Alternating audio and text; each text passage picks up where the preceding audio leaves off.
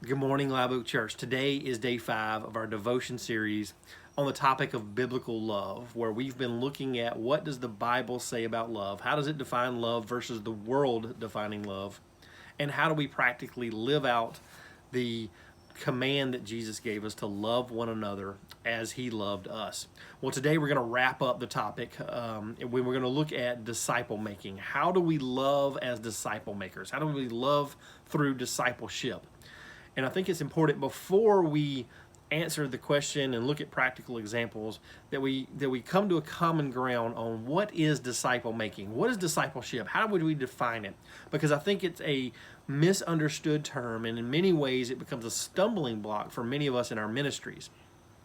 So let's look at defining disciple making. So let's start in Matthew chapter 28.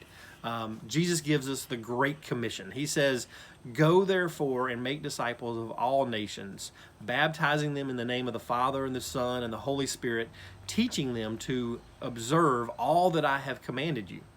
Well, see, when we see these verses, it's clear that Jesus is calling us to go and make disciples. But when we read the words that Jesus uses, it can be intimidating.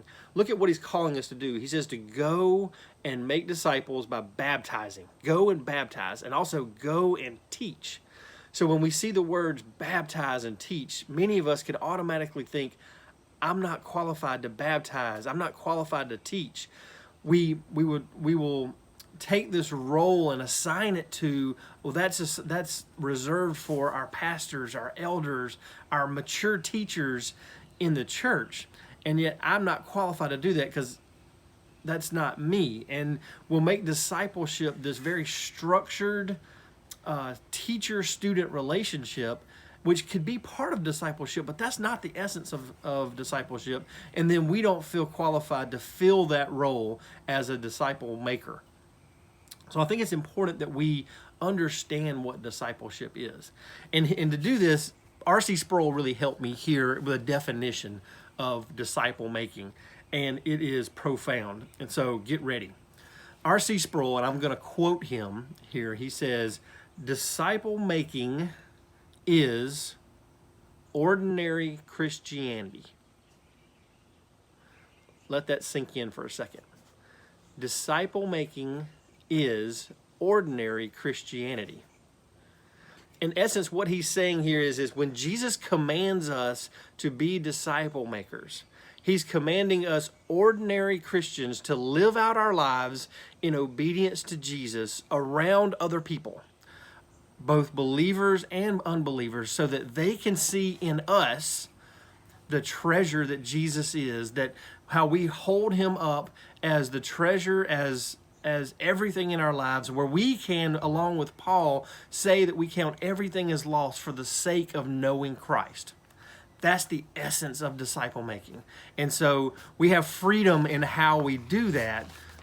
And it's not just in what we consider baptizing and what we consider as teaching.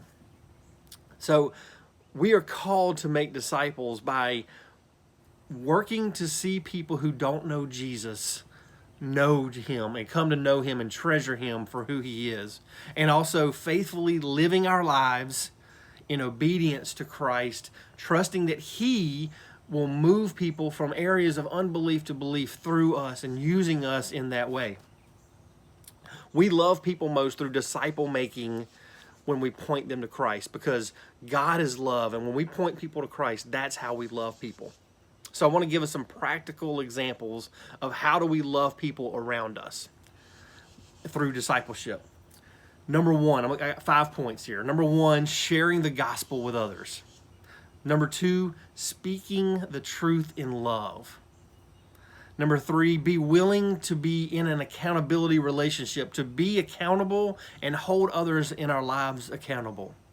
Number four, pray with one another regularly. Pray with one another and for one another regularly. And number five, encourage one another with the scriptures. That's disciple making.